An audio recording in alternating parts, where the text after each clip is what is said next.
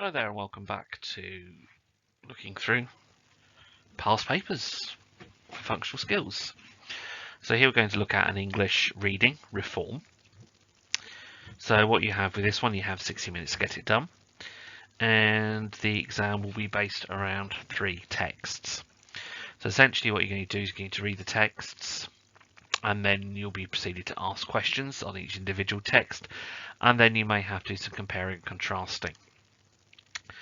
So what I'm going to do is I'm just going to set the text up after this slide, which each one comes up. You put yourself on pause and read it through. Again, feel free to take your screenshots and your pictures as you go through. That'd be great. And give yourself time to read the texts. I've got all 3 texts together, and then the questions will follow. So the format I'm going to suggest for this is read the texts,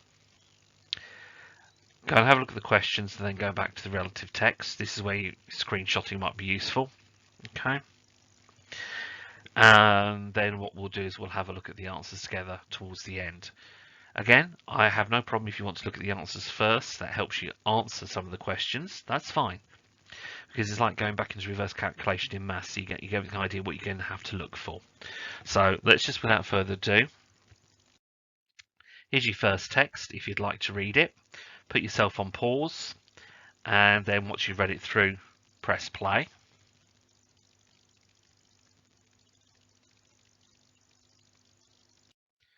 Okay, and again, follow the same procedure for this text.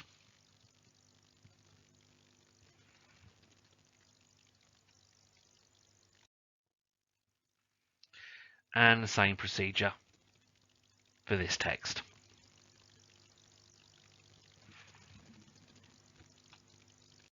Okay, so you've had a look at the texts. Now you're going to have a look at the questions. Okay, now what I'd like you to do is try and have a go at the text that are put on here, sorry, the questions that are done here, so you get a feel for what it's like. Again, I said, if you want to go jump to the answers first, look at the answers, then go back to the text, then try and answer the questions. That's fine and find the information. Or keep flicking back to the text and actually have a go at the questions that follow.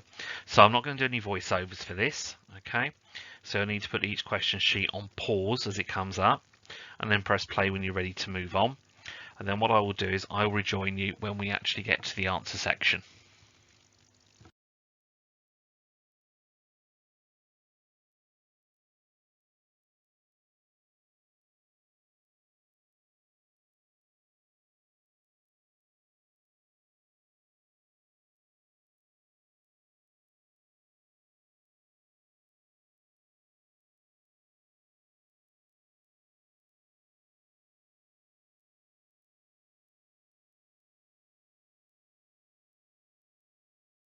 Right then, let's have a look at the answers. So unfortunately, I can't keep flicking backwards and forwards the text on this because it's not quite practical. However, what we can look at here, Bessa can do this. So if we want to look back at your answers, you've had a go. Calling text A name scales roller coaster in the road is Formula Rossi. So again, this might be a good exercise to go back and actually identify and find where these answers are in the texts concerned, because then that'll actually help you pick information out.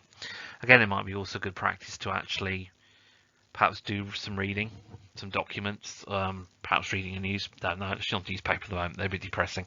Perhaps read a book that you like, or find out about some information you're curious about on Wikipedia, and then afterwards try and pick out some main points for that. Perhaps just a written exercise for yourself, getting you to practice. Anyway, moving back.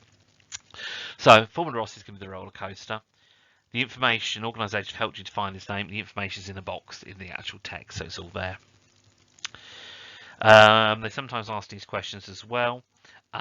Give you something. What does this mean? A theme park. It's a park with various rides. What else can that mean? Well, it could literally mean it has lots of different rides. It has a multiplicity of rides. It has a variation. There's lots of sort of different permutations or ways you could actually answer that question.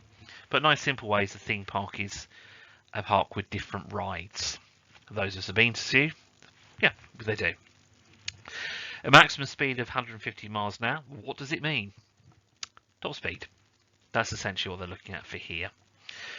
So you have some questions here which you have to write answers to. You're going to get questions which are multiple choice. Okay, I'll try my best to line up the arrow and Letter here doesn't always work in PowerPoint, but what's the main purpose of Text Day? It's to explain what a theme park is so you have an idea what they're all about. Section B. So you're asked to identify 3 different cafes at the Grand River Central theme park. Well, 3 that they've got there are the Pizza Place, the Central Cafe, and the Hot Dog Stroke Snack Bar, stroke Tea Room. Okay. If you go back, they're listed in the different paragraphs as you go through in each different section. Other popular rides include the Great River Splash. Don't forget your waterproof coat. Why they put it there? Well, let's give you some extra information about what's going on. So if you want to stay dry, take your coat with you because you're going to get wet. So that's what it's basically trying to tell you. 2 photographs, what they tell you about the Great River. Well, A, it says dogs along the lead, welcome in the park. The picture of the dog walking through on the lead. And then there's also the picture of the family there having their own food to eat, having a picnic. So they're quite happy for you to do that. Well, the main thing is the idea, I suppose, is getting people into the theme park.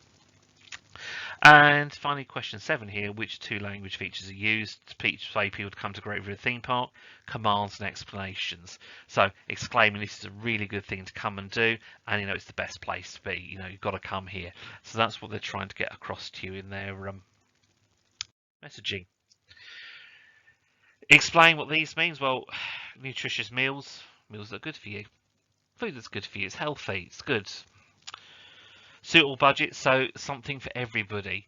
So it's not just one like expensive restaurant, for example. Maybe they've got lots of different restaurants or little different cafes you can go and eat at, right from perhaps like the McDonald's style restaurant, which is less expensive, right up to probably a sit down restaurant with tablecloths on, which is a lot more expensive. Give a subheading of section that tells you something about you can do. So subheading is a smaller heading within the article. An example they give here is fur and feathers. Okay, an example there what you can go and do. So suppose you can go and stroke the llamas and look at the birds and things like that. And subheading and section tells you how safe the park is, just to reassure you. Reassurance is indicating safety, making you feel better about something so you know it's going to be good. I reassure that you'll be safe walking along the road today. Okay. So let's have a look at the next set of answers.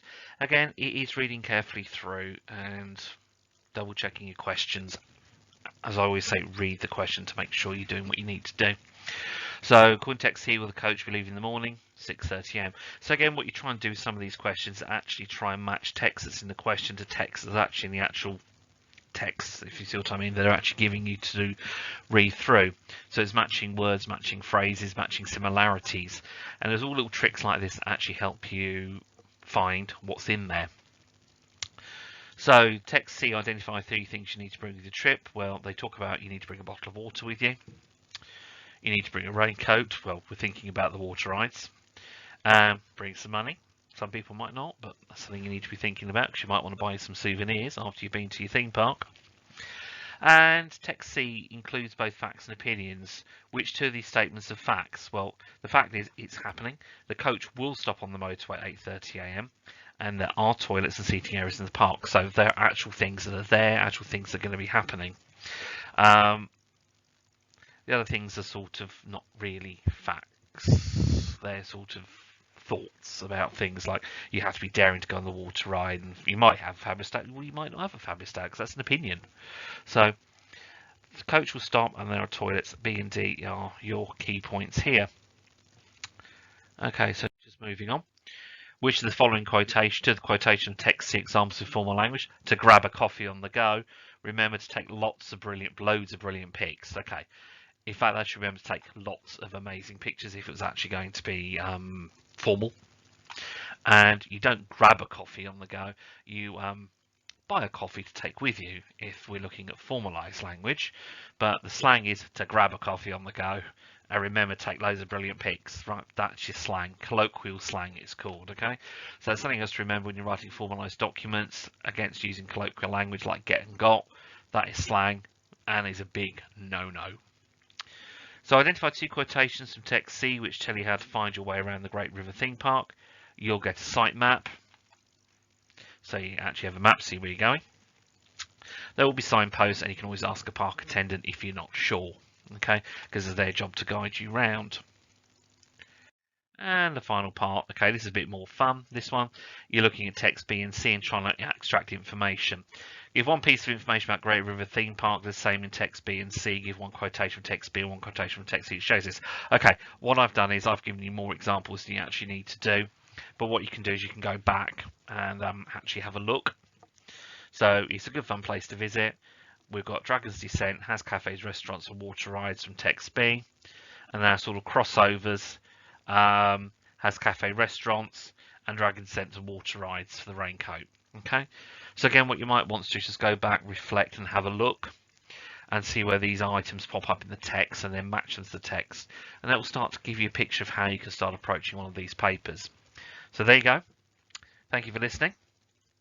There'll be some more papers coming up, and keep calm and carry on learning. Thank you.